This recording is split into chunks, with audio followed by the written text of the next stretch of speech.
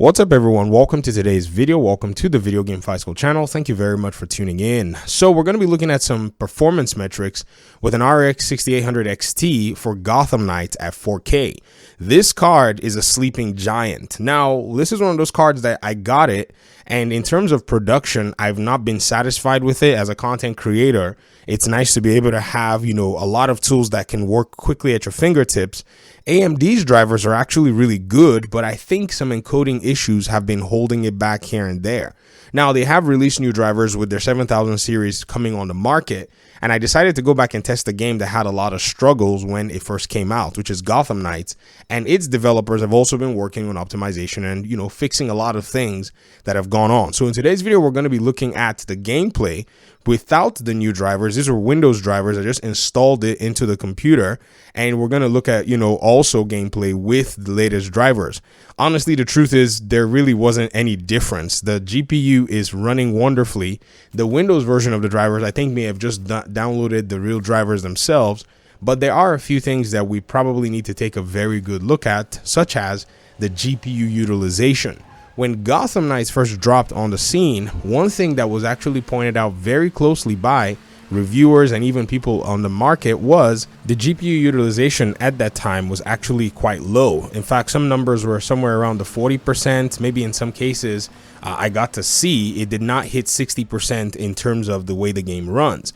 Well, in today's video, you're going to notice that the metrics are pointing that this game is now actually eating anywhere close to even 80 something plus percent GPU utilization, and the CPU utilization on the cores seem to be at least taking advantage of what your CPU is capable of bringing to the table. Another thing that was also pointed out, and I remember Digital Foundry actually made some kind of a comparison with Marvel Spider-Man Remastered, was whenever you hit some really tasking areas, that game had the optimization capability to be able to leverage a lot more CPU cores in a very consistent way. Now, Gotham Knights has not necessarily been able to spread its wings like that, but we're seeing that there is still some CPU utilization that's going on that's slightly better than what we had at launch. It appears the developers are already making the tweaks that are necessary to be able to get the game where it needs to be. Another really fun thing that I really came across was how cool this particular graphics card runs. Now, this version is the MSI Gaming X Trio, and I've always liked the card from when I first got it, and it pushed me to even get a Gaming Z Trio from MSI's Starlit partner, where they sell their refurbished GPUs, but that one was having a few audio stuttering issues. There's nothing I could do to salvage it, so I refunded it and got myself an NVIDIA graphics card. In fact, I got myself multiple NVIDIA graphics cards after that, because for creating purposes, you really have a lot more of an advantage when it comes down to that. AMD drivers, though, having not necessarily been able to obliterate a lot of the issues even after many months, is what's really been concerning for me as a content creator from that aspect. Now, if you're wanting to game, this is definitely what I think about AMD cards. They are, and they provide the very best value for playing video games overall. You can find AMD graphics cards in multiple price tiers that are going to give you exactly the performance that it is that you need. In fact, I'm quite shocked and surprised how this game was able to leverage even a higher resolution and still run very well on a graphics card like this. So that's where the 4K aspects comes in. Now, usually when you're playing at 4K, according to my very limited knowledge, you're bypassing your CPU bottlenecks, or at least you're trying to maybe leap over it a little bit. In this build, I'm using, I think, 32 gigs of DDR4 RAM, and my CPU is a Ryzen 5950X. And so I don't think that is actually a CPU that is that's not powerful enough for this GPU. I think they kind of go hand in hand. And I did not turn on SAM in this particular case. I also noticed that in my settings, I don't necessarily have FSR as an option for now. We used to have FSR when the game first came out in DLSS, but I guess I need to go back and dig in to be able to see exactly what in the world is going on with the settings. But again, when it came to like simple game metrics, I was able to lock the FPS at around 90 FPS out in the open world, and even in internal areas. I tried to go as high as 120 FPS because this monitor actually runs at 120 refresh rate.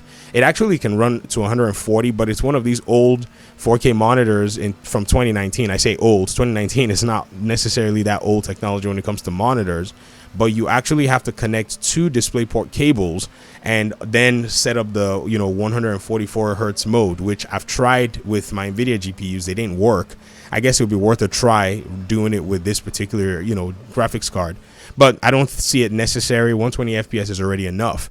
When I went past 100 FPS, I noticed that the game was flickering very much. I could not hit that 120 FPS mark consistently on this graphics card. And so I decided I was going to go down to about 80. 80 worked very well. And I also locked it to even 90 FPS, and I got very good results. Comparatively, you can actually see that this particular set of metrics is actually almost as good as the 3090 in this situation. I also ran a similar test with the 3090 on the same rig, and I was able to get some decent results as well. But in that instance, I locked the game to about 80 FPS at 4K. So these performance metrics are actually quite interesting, and I'm sure probably the 3090 will be able to do, the 90 FPS without any problems. But again, I wish I had actually tried 90 FPS when I had that GPU installed on the rig. But this video is actually to supposedly highlight how good the 6800 XT is right now. Now, another thing is the value proposition for a GPU like this. If you go ahead and look at, say, the prices of where you can actually snag a 6800 XT, I think the value proposition is still there at this moment in time if you exclusively want to play video games. If you're going to make any videos or be a content creator, I almost want to suggest to you that NVIDIA would probably be a better choice and a better option. I use NVIDIA cards, and I still have my first graphics card, which was an AMD card. And I can tell you that over the years and over thousands and thousands of videos, NVIDIA graphics cards have just been able to come through at this point in time. Yes, you can still use your AMD cards. Don't get me wrong. I'm not saying that your AMD card is not going to do a good job. I'm just saying that for my own use case, I've realized that it is actually much more streamlined to be able to run with NVIDIA cards. But the pricing for the AMD cards make a lot of sense. You can run a lot of games with the 6800 XT at 4K at really decent, frames per second if the game has actually received a lot of, optimization. And I use Gotham Knights in this video because it's a game that I cover on my channel, and because it's a game that has been undergoing the process of getting cleaned up. So imagine if you're able to kind of just stick this card on some games that are already running and functional to your needs, you're really going to get the best out of it. I still want to do some more metrics on some games that were giving some weird temp issues. I still want to go ahead and do some undervolting, but I did just out of the box, in a sense, in quote. I took it out of the box and I went ahead to just run some numbers just to see how things are going. Usually what we'll do is we'll go into the AMD, I think it's Adrenaline software, and you can do some tweaks on your undervolting, and I think that gives it some of the best stability when it comes to, say, some games that are actually running your temps really hot. I know God of War, the 2018 variation of the game, gives this graphics card a run for its money. Like on high settings, if you're trying to run, some decent frame rates, I think at 1440 was when I was doing those tests, I was getting temps as high as 80, in some cases.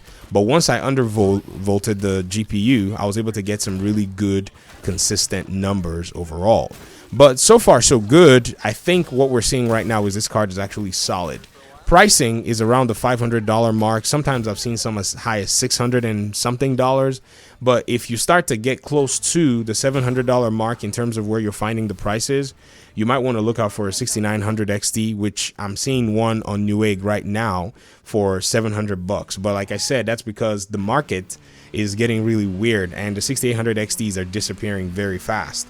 I recommend that you maybe continue to hunt around to see if that price point is something that you can actually put your money on in terms of maybe wanting to go ahead and do the upgrade, because it's definitely something that I strongly believe that you can leverage.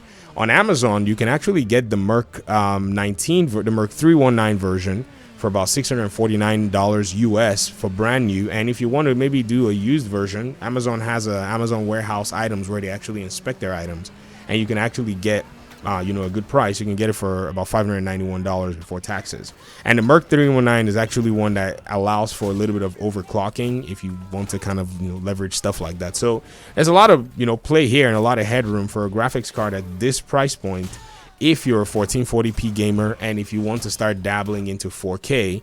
This is where I think the best value is right now when it comes to gaming graphics card. And even if you want to maybe do some content creation, I have used it for content creation.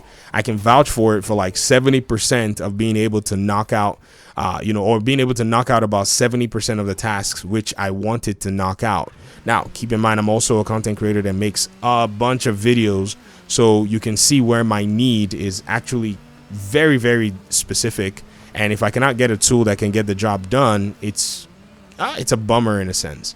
But that's pretty much my 6800 XT, you know, overview and just metrics for this one game. I'll try my best to do some more as time comes around, and I hope you guys are having a wonderful day. Thank you so much for your time and audience, and hopefully we'll talk pretty soon in another one. Peace out.